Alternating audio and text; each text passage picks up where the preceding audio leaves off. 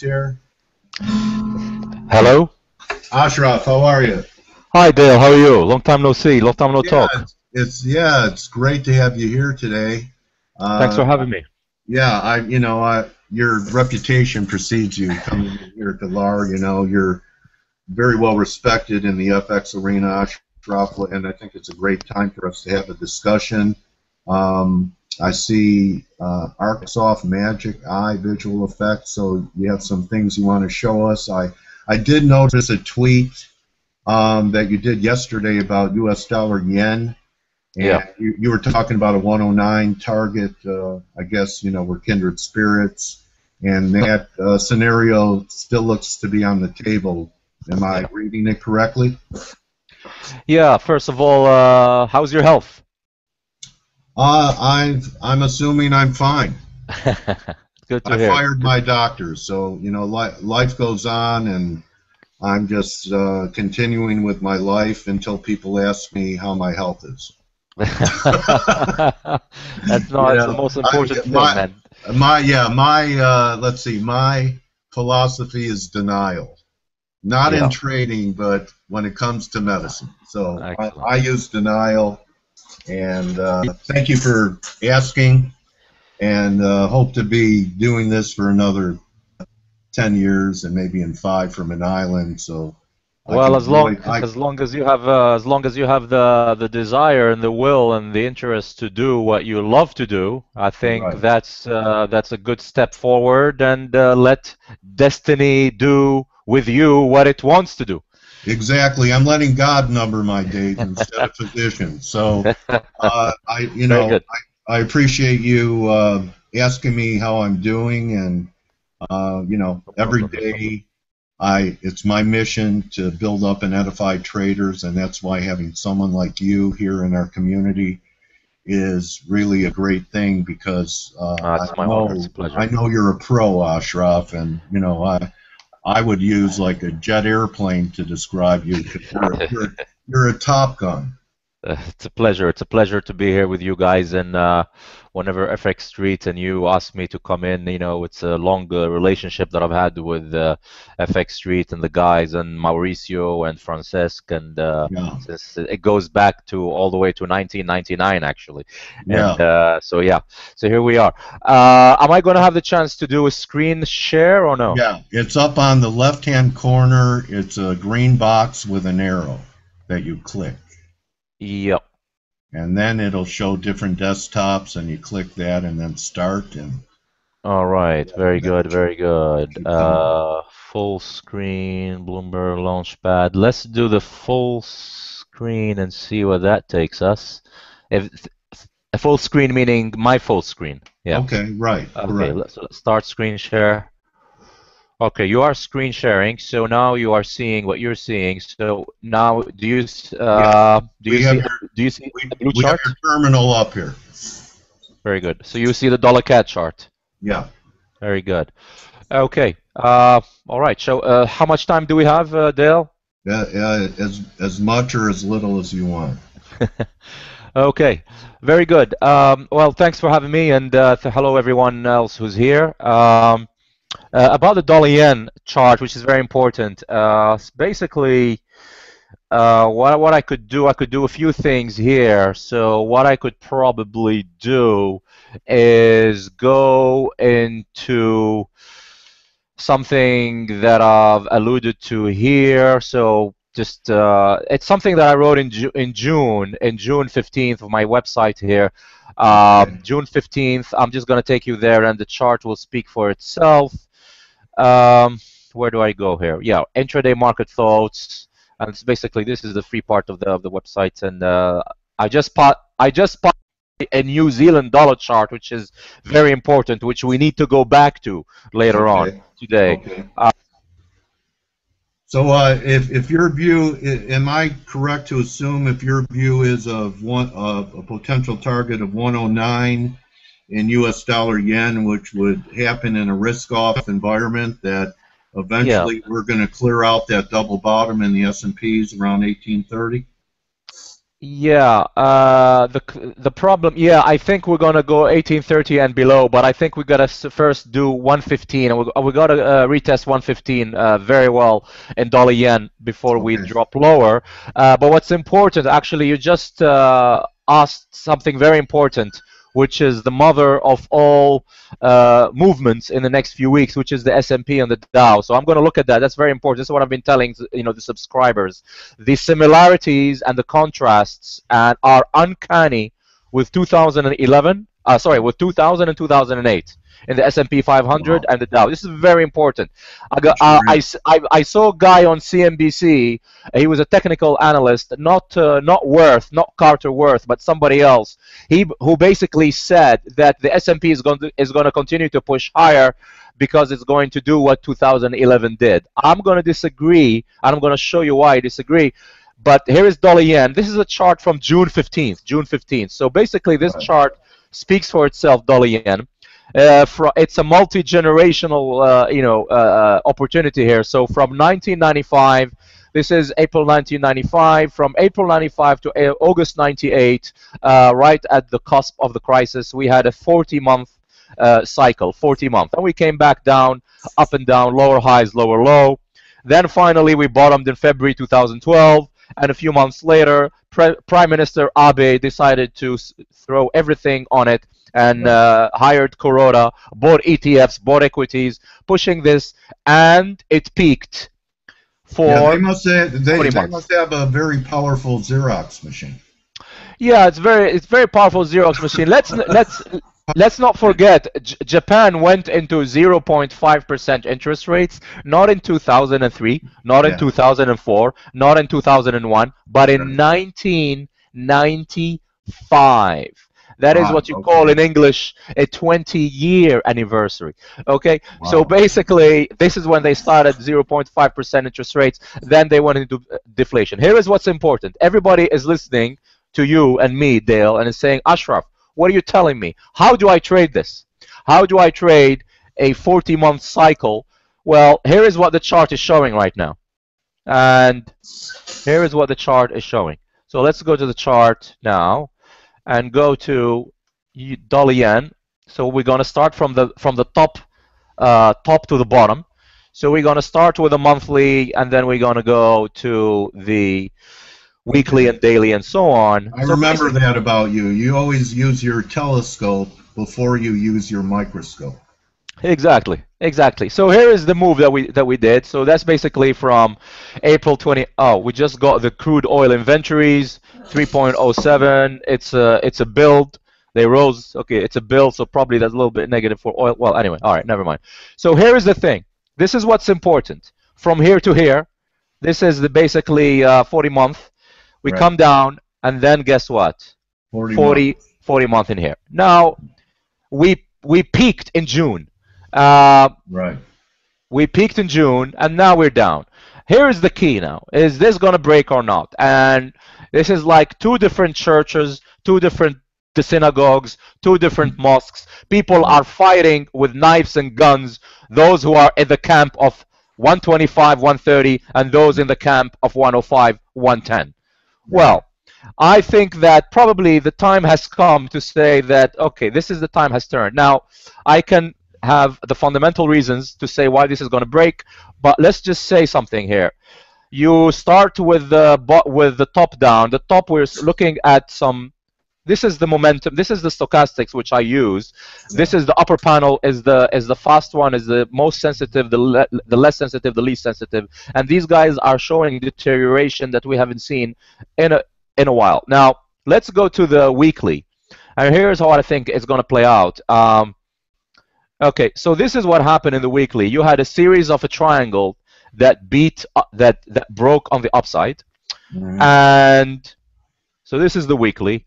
We had a series of triangle that beat on the upside here, here, here, here. And now we are seeing, so the trend line continues. Previous resistance, now support. It broke, you can say triangle coming in here. Now, this is respecting this. And we are, so basically the 55-week moving average is serving as a trend line.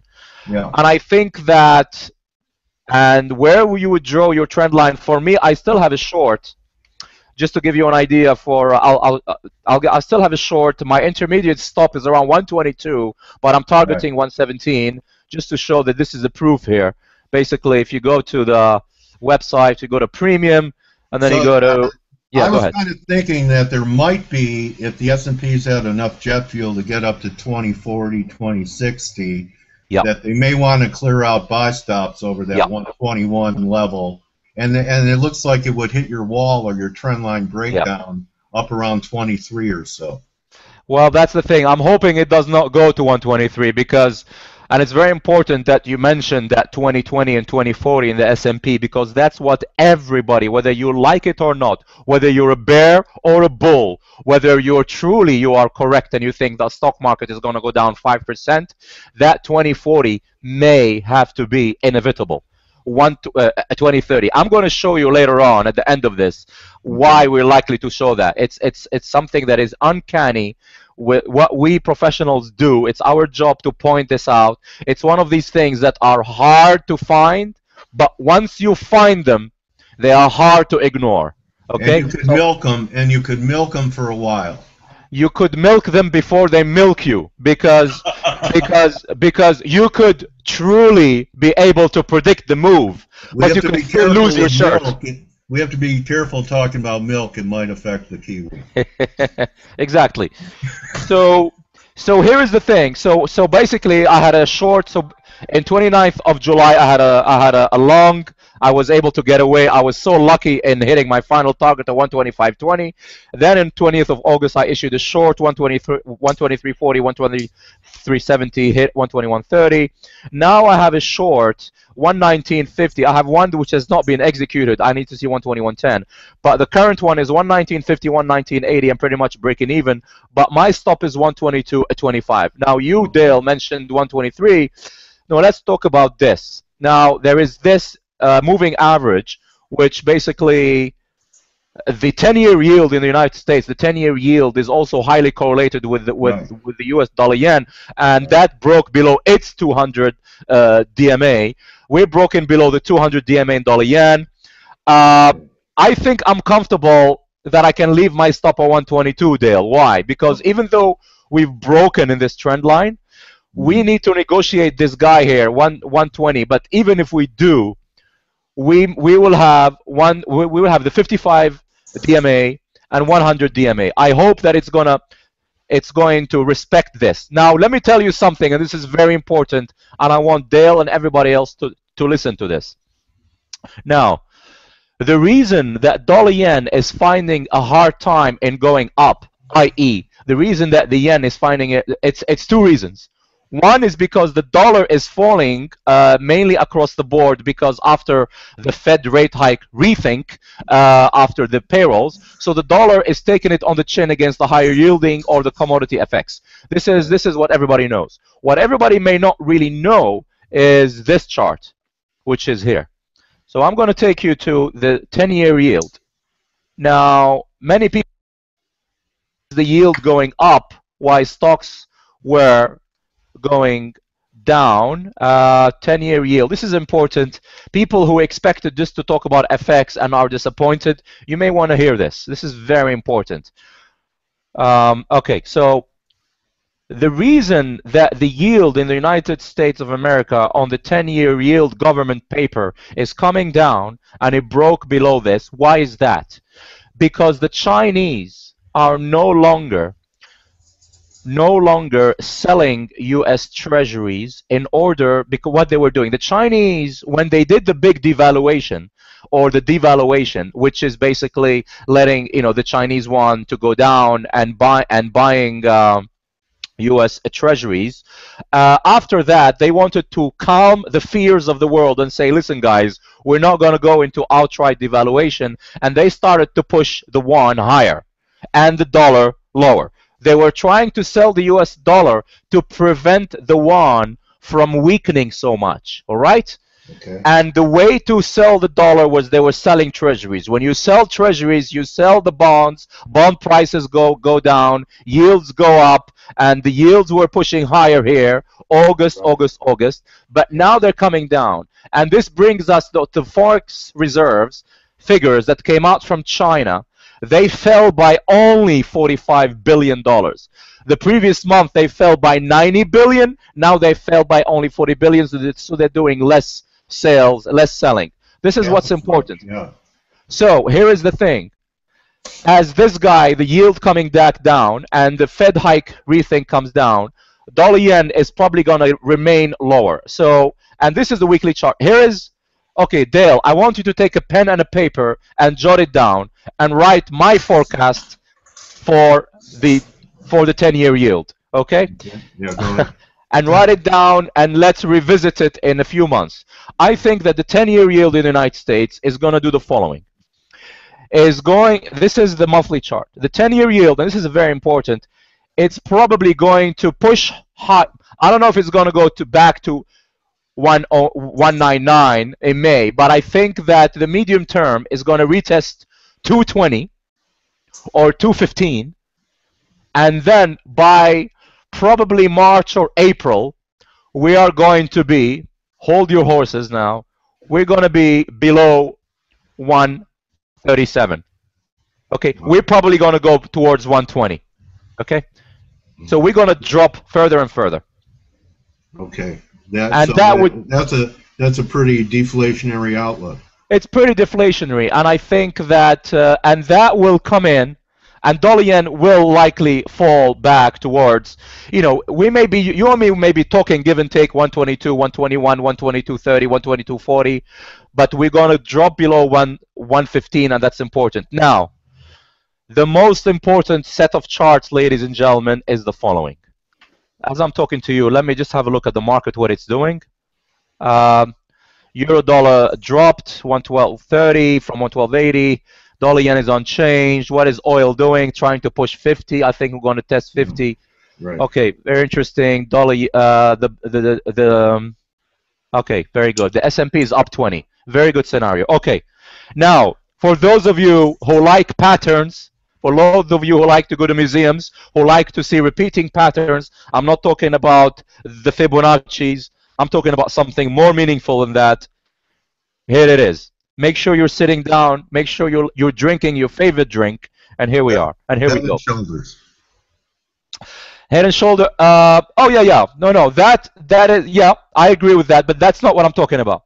Okay. Yes, but I agree with you. Head and shoulders is correct. Head and shoulder on the Dow. Head and shoulder on the S&P. May not be the most obvious, but yes, you are absolutely right. Dale Pinkert. Here you are.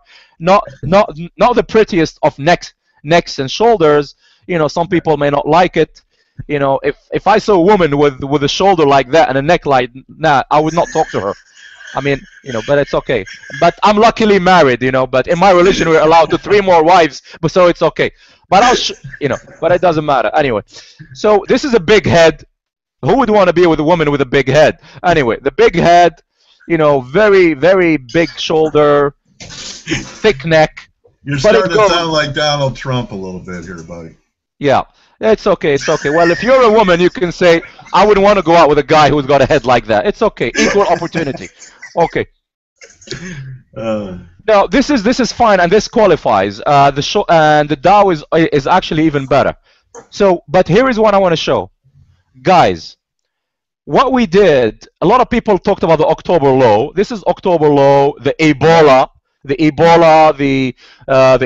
low, the concerns with QE, the end of QE and the Fed, all of this reached a low. We went up, and then 180 degrees in 12 months. Yeah. 12 months. Okay. It's all about this. That Ebola low, Ashraf. I was recovering from my surgery a year ago there. And you know what? I owned a bunch of mixed calls that I got out of before surgery because I didn't think I'd be able to manage them. So I'm laying there in the hospital bed watching the VIX skyrocket to 31. Yeah. So I'll never forget the would have, could have, should have of that low. Go ahead. So you were owning the calls for the VIX. But I got out because I was going into the hospital. And you got out, so it's very good. The lesson is next time you go into the hospital, don't get out of your positions, just put orders in. Very good, very good. Go ahead. Yeah. or when you're going on a long trip. Yeah, very important. Very important. Listen, look, guys. I hope I did not offend anyone about men and women, you know, with head and shoulder and this. I hope nobody took it as sexist. You know, it's if you're a woman, you can view it, or if you're a woman who like women, or men who like men, or whatever. But it doesn't matter. We're not going to judge. It's just right. A small comment here. Anyway, listen. This trend line has been tested here for a while. What's important is we're broke above the 55-week, the 100-week moving average. We've put in a low, a neckline. It's all about the purple, which is 2048, which coincides with a trend line. So that's a confluence, three confluence. Yeah. It's the purple, it's the trend line, and it's the neck, and it's the support here. Now, this is not what I'm talking. This is not what I want to talk about. This is just the beginning. I'm just getting warmed up, like Al Pacino said. Here is what I want to talk about. This formation, ladies and gentlemen, is seen here. Here. Bam. 2000. This is S&P 500, the peak of March 2000. Weekly chart. This is the peak of 2007.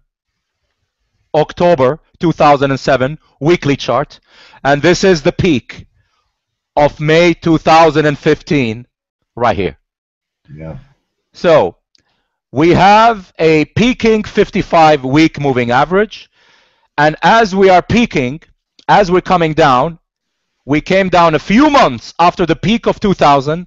We start coming down a few months after the peak of 2007. And we came down after a few months after the peak of 2015. Now, look how the 100-week moving average is doing. It is also peaking like it did here, like it did here. That was a classic test in 08 on that recovery to your moving average. What is that? That's the 100-day? The green is the 100-week. This is a weekly chart. All of these are weekly charts. The purple is the 55. Okay, thank you. So the second component is the trend line. Now, I'll take you to 2000.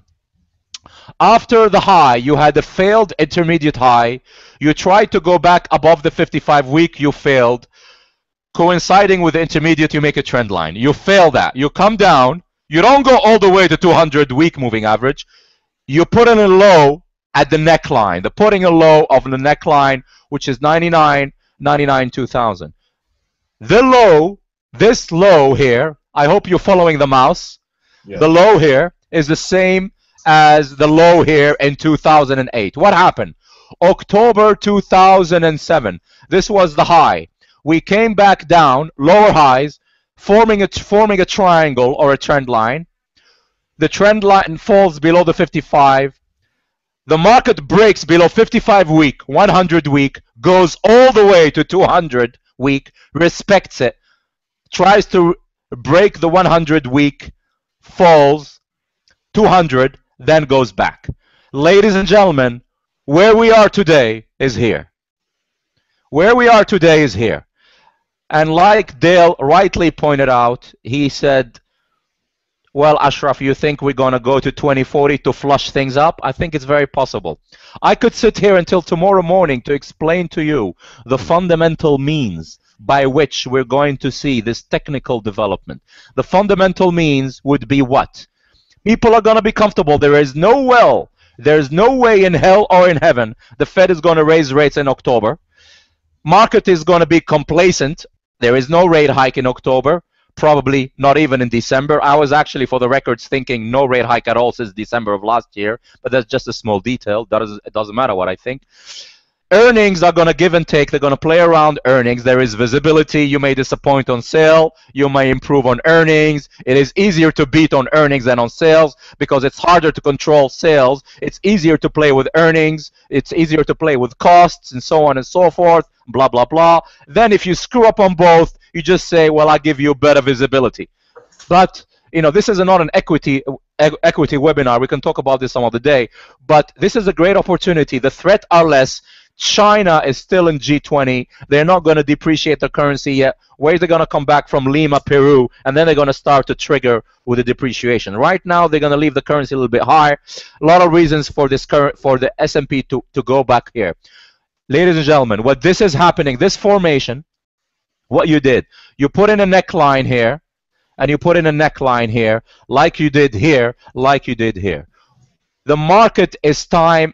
Okay, people who have a raw deal from the market, when they lose money, they say, the market is out there to screw you. Yeah. And if you're a bear, I burned when the truth is I was wrong. Well, exactly. And the problem is that even if you anticipated this to happen, you can still lose your shirt thanks to the courtesy of leverage. Some people go crazy on leverage, whether they're using a spread betting 20-point or 50-point pound per point, or they're using CFDs, they go all on this crazy contract, or they just go with leverage. What is important, guys, is that this is the market. Now, here is, if you're a bull, you're going to say, well, we are going to break higher. Now, I'm going to take you to 2011. If you're a bull and you say, no, we're going to go above 2050 and we're going to go to the high, you may want to get the services and the help of 2011. And 2011 is this. And here is what it is. 2011, we had a similar formation, and I'm going to disprove this notion. What we had here, and again, if you wanted to hear a lot about Forex, and then you see me hear about this, this is important because this really is going to determine a lot of the correlative relationship. So yeah, it's the linchpin. Yeah, so what we had here, you had the famous 2011 high, then you have the decline based on Italy falling out of bed, Greece, and the US being warned and being downgraded by S&P. You come down here, you fall below the 55-week, you fall right below the 100-week, and then you're immediately at the 200 moving average, and then you get a neckline. You see the neckline here? You see the neckline? You support it, you respect it, and bang, you're up. Let me tell you something, ladies and gentlemen. Why this is different. The fact that this is different than this, and this is similar to this and this and this, why is that? Because we didn't get to the yellow moving average, which we did on the previous examples. Well, could that be? Okay, that's a very good answer. It's not necessarily the correct one because, but wait, you actually, look, Dale, it's tough because here in 2008 you did get to the 200 week. You did get to it twice. Then you go back up. You break 100 week. You fail 200. You fail the 55 and you come down. Right. In 2008 and 2000. You did not go all the way to 200 week. So it's different. But here is what stands out from 2011, Dale, is this. Guess what this is? This is not a record high. All right? 2011 was not a high. The market was at a lower, the high was in 2007. Right. We did not take out a new high. When we had the QE1 and QE2, and then when you had the US election, and then when you came back up, you did not go to a new high. Therefore, it was easy for the market to drop back to the 55-week and the 100-week, and then to go back up, okay?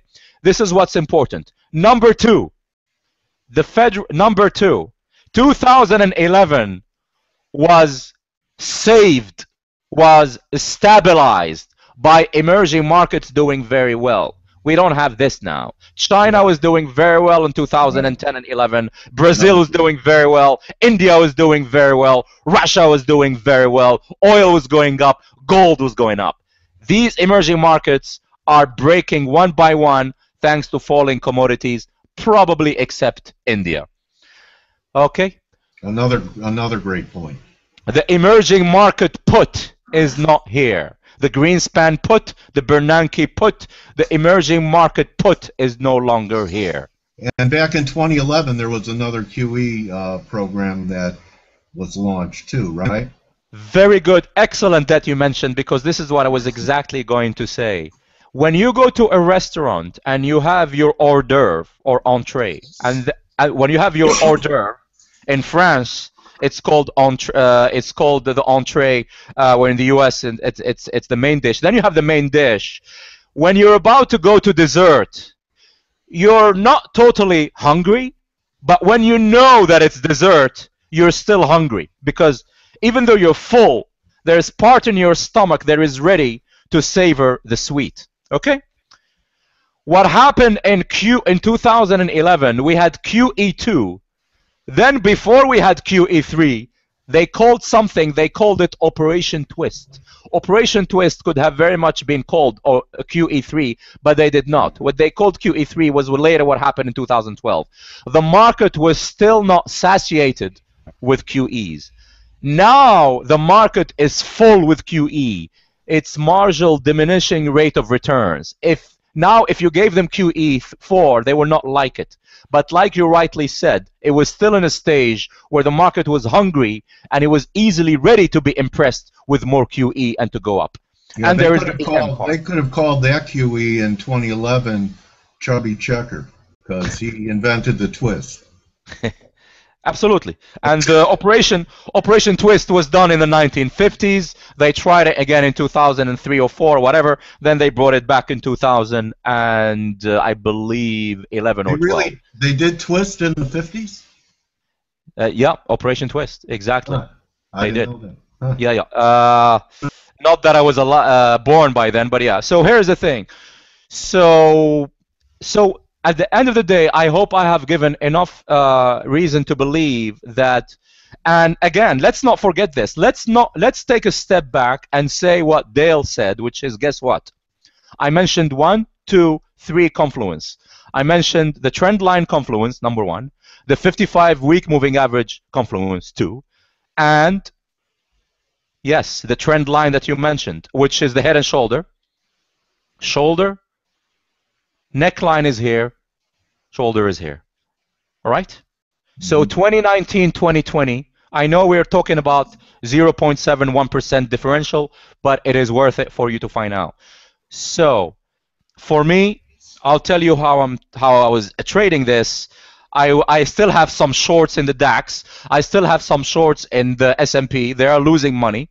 But since Friday, I was going on to very aggressive shorts, chasing 5 to 7 points, on the spread bet, chasing 10, 20, 30 bucks per pound, a pound per point, sometimes even 50, trying to go very quickly. You have to have enough money for you to be able to play this, but it is worth it, because don't let the market prove you wrong. Don't let the market irrationalization take you out of the market, even though you're right. Where are we wrong on this scenario? Closes over new highs? I'm sorry? Where are we wrong on this scenario? New highs over 2130? Yeah, well, that's a good question. I think that yeah, some people would say 2120, 2130. I would probably say, look, if this is a weekly chart, if we have a weekly close above 2080 or 2070, okay, I think that would be good. I don't think I would take it all the way to 21. I think if we close above 2180, I think it's important. However, you have to be careful, because in today's day and age, in today's high frequency driven, algo driven market, the market is going to want to smack you all the way to 2080 before it asks questions. Right. And that's what you really have to be careful. Okay. Appreciate it. Great presentation, Ashraf. Yeah, I'm glad I helped, guys. This is very important. We are living in, look, this is a time that a lot of the bulls and the bears have been waiting for a very long time. And these are very rare times. This is the time I've been looking for this recurring pattern since November of last year. I thought I got it. Well, I did not get it. Here is one parting shot. One parting shot. I expect the death cross in the S&P, the death cross in the S&P in the weekly 55 below 100 to happen in January of next year. Wow. Okay. So the death cross, we had it here. Yeah. This is in 2008. This is in 2001. We are going to see the 55-week moving average falling below the 100 moving average and the death cross falling below around January. And well, that will probably... Where do you think the S&Ps will be there when that cross happens? Aha, very, very good question. Listen, this is very interesting because these things are lagging. By the time we get to the death cross of the weekly, I think the S&P would have pushed a little bit higher. I think by the time we would have gotten to the death cross, I think the S&P would have probably tested 2030, 2040, and then after which would probably be around, I would say, 1900 or 1910. It's tough to know, but I think we will be lower than now. What's your ultimate downside objective for this formation and wave, since you're using the 2000 and 2007 analog? Those were 40–50% hits in the market. What are you looking for? Well, the temptation is to say things such as 1700, 1500. I'm going to try to play a little bit conservative, and I'll go here to the monthly, and I'll say that by that time we are going to be below this trend line, which, as a matter of fact, the Dow broke it. I would probably say we're going to be looking at probably around here, this level, which is 1765. Okay. Before we go, this is what's important. This is the Dow, and the Dow has just broken the 2009 multi-generation low trend line. Right.